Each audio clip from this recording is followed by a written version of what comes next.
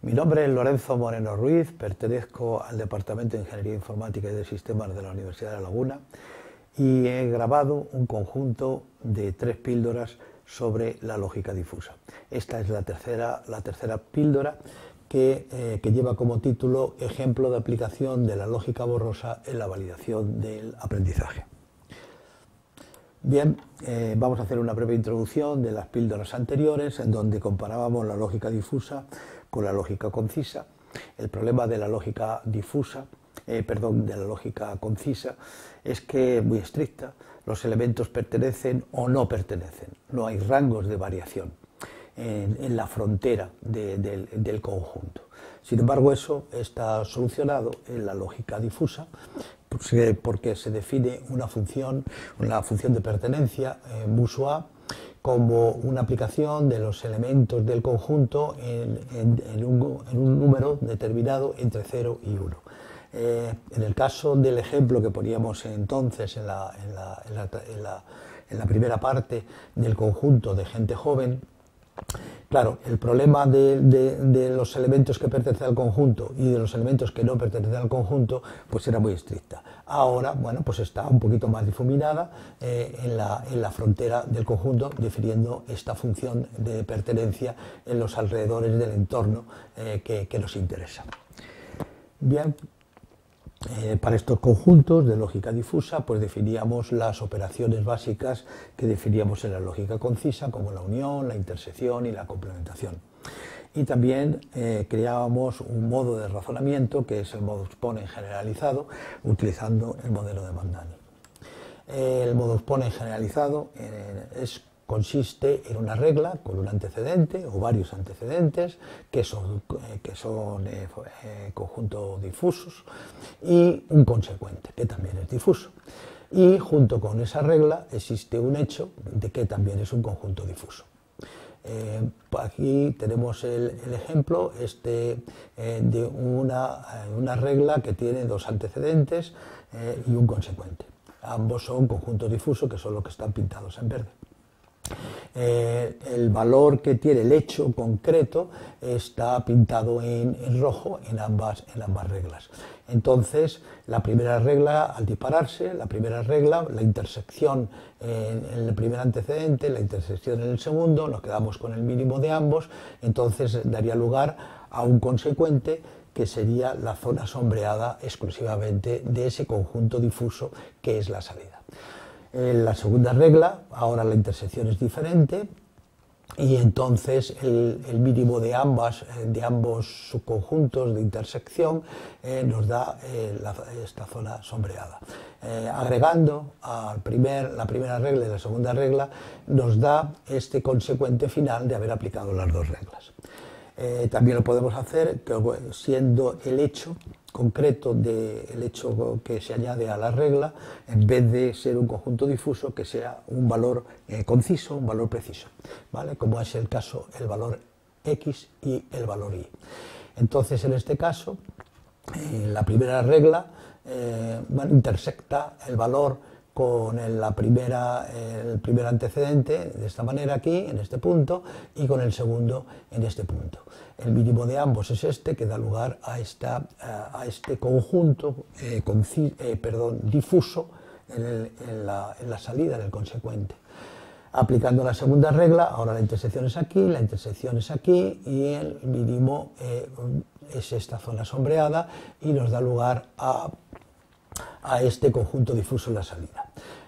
Que luego, en lugar de quedarnos con este conjunto difuso, podemos quedarnos con un solo valor del conjunto, bueno, hay muchos en la literatura, hay muchos puntos o muchas formas de calcular ese elemento con el que me voy a quedar, que nosotros utilizaremos en el centroide, como ya habíamos explicado en anteriores píldoras.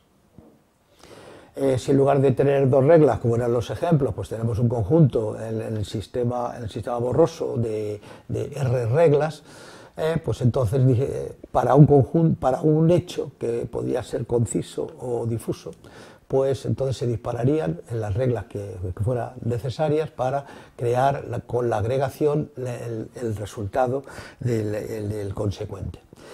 Y si queremos quedarnos con un valor exclusivamente, no con un conjunto difuso, sino con un valor que represente al conjunto difuso, pues entonces haremos un proceso de borrosificación y, como hemos dicho, pues que por ejemplo es el centroide, y nos quedaríamos, o centro de masas, y nos quedaríamos con el valor conciso que llamaríamos I. ¿De acuerdo? Bueno, pues esto lo vamos a aplicar al proceso de validación del aprendizaje.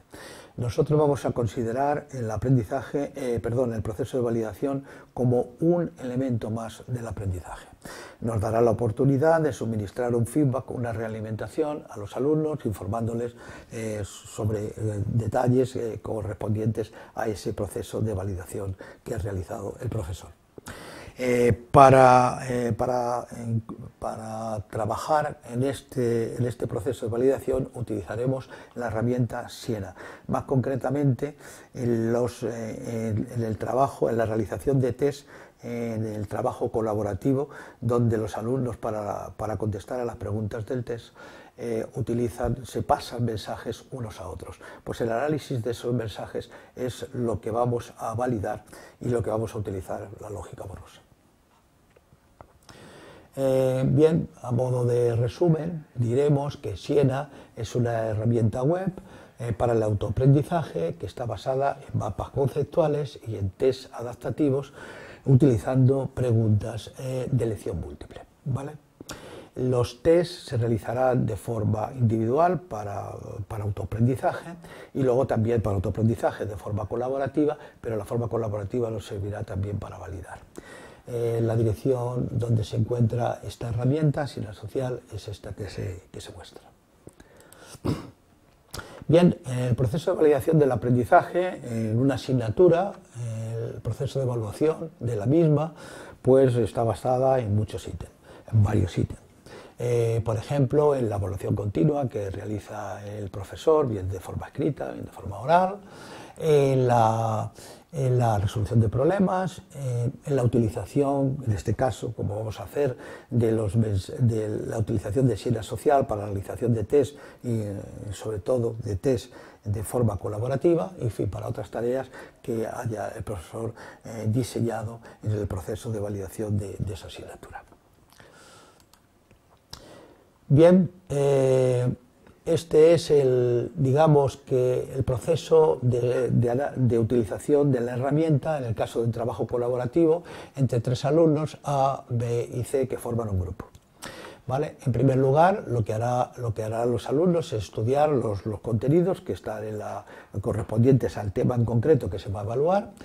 ¿De acuerdo? Y luego lo que hará el alumno es validarse, digamos, medirse con respecto a unos test que se les han propuesto para saber en qué cosas fallan, en qué cosas hacen correctamente, etc. Si han superado los test, pues pasamos al elemento siguiente, y si no los han superado, tienes la posibilidad, la herramienta, de crearte un contenido de recuperación diferente del contenido previo, porque si una vez falló, digamos, estudiando esos contenidos y lo vuelve a estudiar de nuevo, probablemente caiga en la misma situación.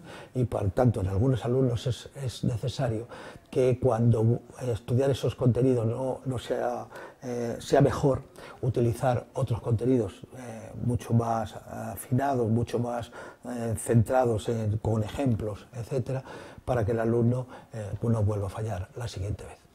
Una vez que se han realizado los test de forma individual, ahora empezaría el proceso de utilización de los test la realización de test de forma colaborativa.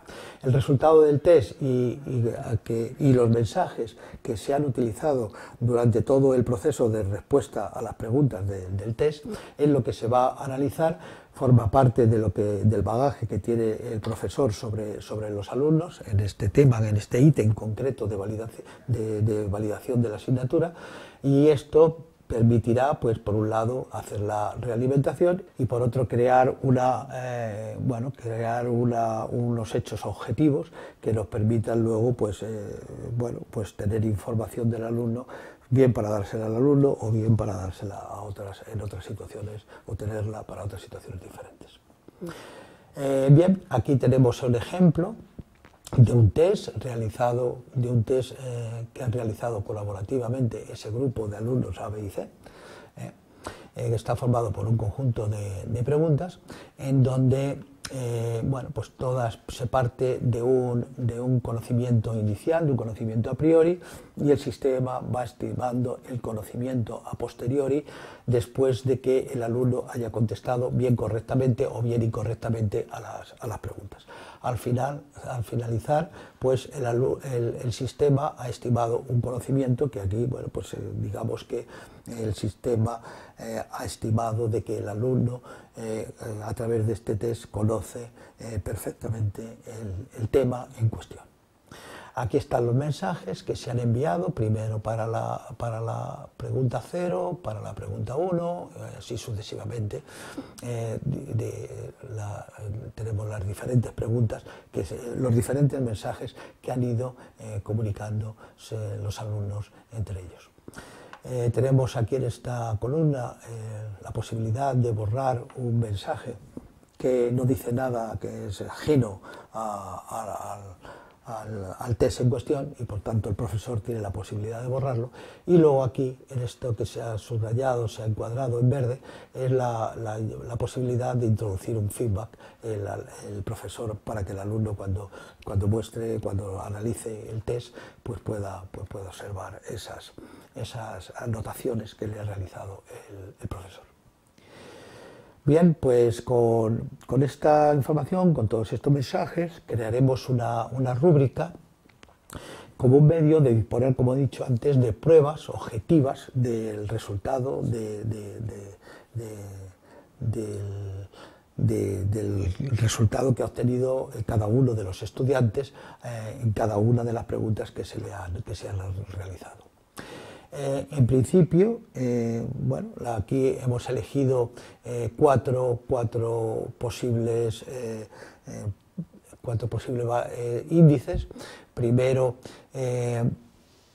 si el alumno es el que contesta, siempre, el que lanza el primer mensaje, y todos los demás pues tratan de contestar a ese alumno con argumentos, ¿no? El segundo, si el alumno participa en todas las preguntas, participa con mensajes en todas las preguntas del test. El tercero es el número de preguntas falsas que han contestado en el test. Y el cuarto índice es la calidad de los mensajes, si son adecuados a las preguntas y si son de calidad. Yo les insisto mucho a los alumnos de que los mensajes tienen que razonar el por qué consideran de las elecciones múltiples que tiene la pregunta, si son válidas unas o son válidas otras. ¿De acuerdo? Bueno, hemos creado tres posibilidades simbólicas para cada una de las preguntas: bajo, y medio y alto. Eso nos da un número de reglas que va a tener el sistema, que serán las variaciones con repetición de 3 elementos, bajo, medio y alto, tomados de 4 en 4, es decir, 3 elevado a 4, que son 81 reglas. Lo que vamos a hacer es utilizar un simulador que es el simulador MATLAB, que es un simulador de matemáticas que tiene muchas toolboxes, pues de procesamiento de señales, de control, en fin, y también hay una toolbox de lógica borrosa o lógica fuzzy. Bueno, pues hemos utilizado este simulador para mostrarles a ustedes como ejemplo, con esta rúbrica, cómo funcionaría el sistema fuzzy. Aquí se muestra las 4 variables de entrada del sistema de evaluación de los mensajes, y aquí el consecuente. ¿Vale? Es el modelo de Mandani, y se ha utilizado el centroide para el proceso de desborrosificación. Aquí se muestra la primera variable, de las que he citado antes, el primer índice, en que se ha utilizado la información simbólica de tipo triangular. En el que el valor bajo, este es el valor medio y este es el valor alto, y eso para todas y cada una de las variables de entrada del sistema. La variable de salida también es de tipo triangular, bajo, medio y alto. Bien, en estas condiciones vamos a empezar a analizar. Aquí aparecen en total las 30 primeras reglas, y aquí en rojo se está marcando los valores concisos de cada uno de las variables, de los hechos que se dan en este test que ha realizado el alumno. ¿Vale? Aquí, como se ve, los han disparado, y estas se han disparado con estos resultados.